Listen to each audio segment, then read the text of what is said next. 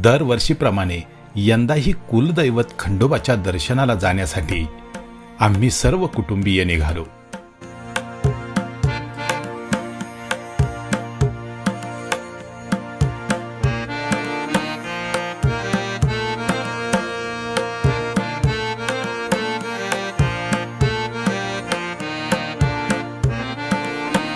सकाळच्या कोवळ्या उन्हात सुरू केलेला प्रवास काळ्या डांबरी सडकेवरून वाऱ्याशी स्पर्धा करत पुढे पुढे नेत होता.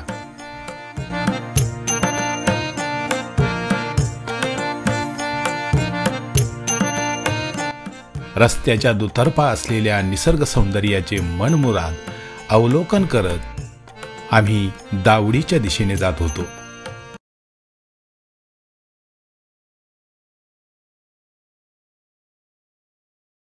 पुढे जात असताना रस्त्याच्या कडेला असलेल्या अंबिका मिसळ हाऊस या हॉटेलमध्ये आम्ही नाश्त्यासाठी थांबलो.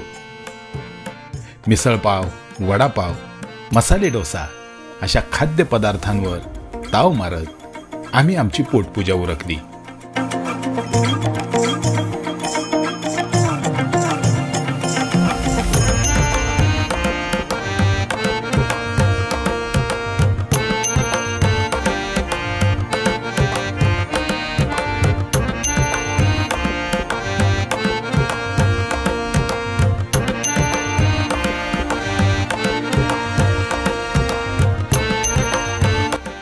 आणि आमचा पुढील प्रवास सुरू केला.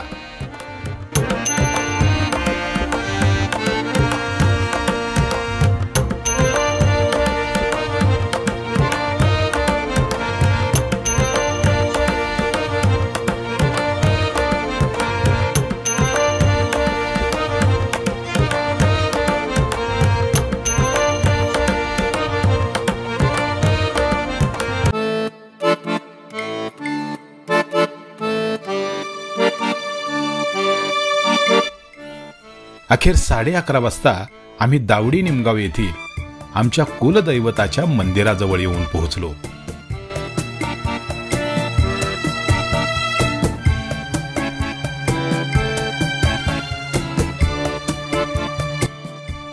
भर उन्हात आम्ही दर्शनासाठी मंदिराकडे निघालो होतो.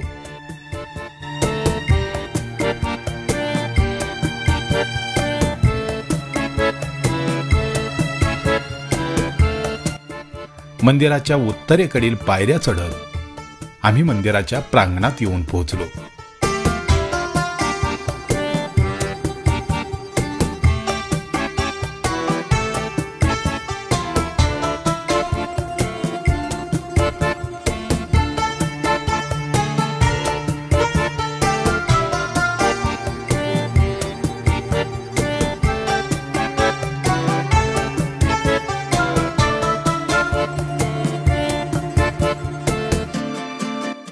दगडी चिरेबंदी बांधणीचे खंडोबाचे मंदिर एका उंच टेकडीवर आहे. एखाद्या लहानशा गडकोटाप्रमाणे येथे आपल्याला तटबंदी, बुरुज आणि महाद्वार बघायला मिळते.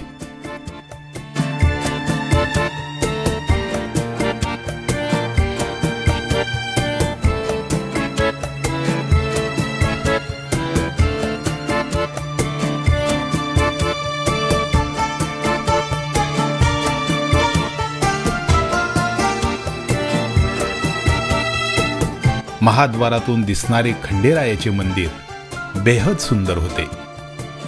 सोनेरी कळसाने झळाळणारे आणि भक्तांच्या गर्दीने फुललेले मंदिर मनात समाधानाचे भाव पेरत होते. मंदिराच्या समोरच असलेली दगडी दीपमाळ भक्तांच्या आयुष्यात अंधकार दूर करून त्यांचे जीवन प्रकाशमान करण्यासाठी सज्ज झाली होती.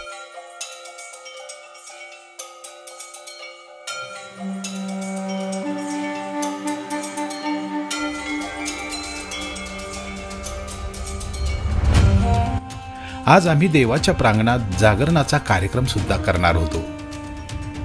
त्यामुळे त्यासाठी लागणाऱ्या साहित्याची खरेदी आणि वाघे मंडळींशी चर्चा करून आम्ही मंदिराकडे निघालो.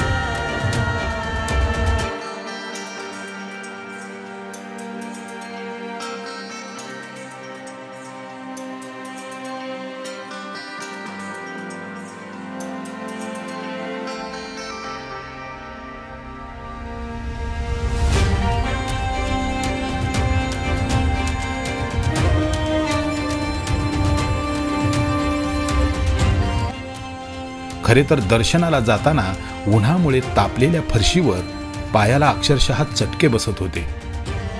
मग आम्ही सावलीचा आधार घेत दर्शन बारीला उभे राहिलो आणि मंदिरात जाऊन खंडेरायाचे मनोभावे दर्शन घेतले.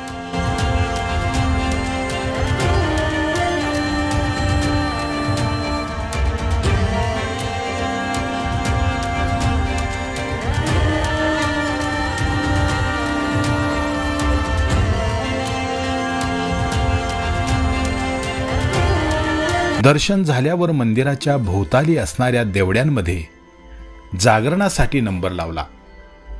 चैत्र महिन्यातील रविवार असल्याने जागरण करण्यासाठी अमाप गर्दी झालेली होती. एका वेळेस कमीत कमी 150 जोडपी जागरणाला बसत होती आणि आमचा नंबर 3ऱ्या फेरीत लागला. मग देवाच्या दरबारात आमचा जागरणाचा कार्यक्रम रंगला.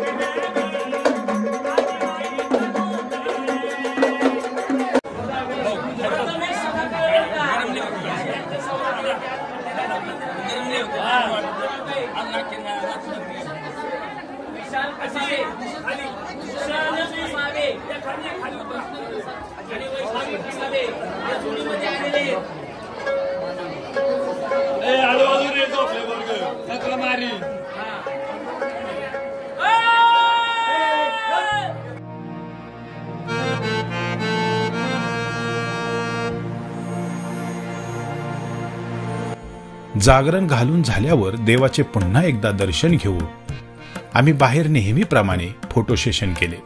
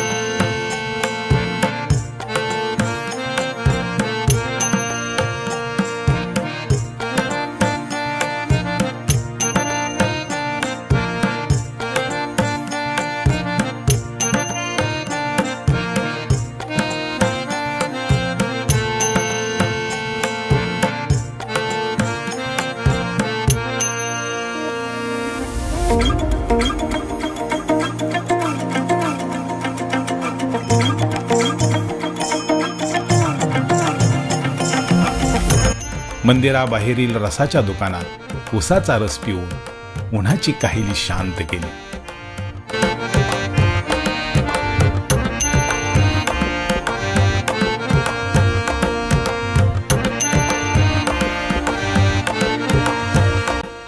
पेढ्यांचा प्रसाद आणि इतर किरकोळ खरेदी करत अचानक भेटलेल्या स्नेहांशी मित्रांशी गप्पा मारत आजचा कुलदैवताच्या दर्शनाचा कार्यक्रम आटोपून आम्ही कुलदेवता कणेरसरच्या यमाई देवीच्या दर्शनासाठी मार्गस्थ झालो.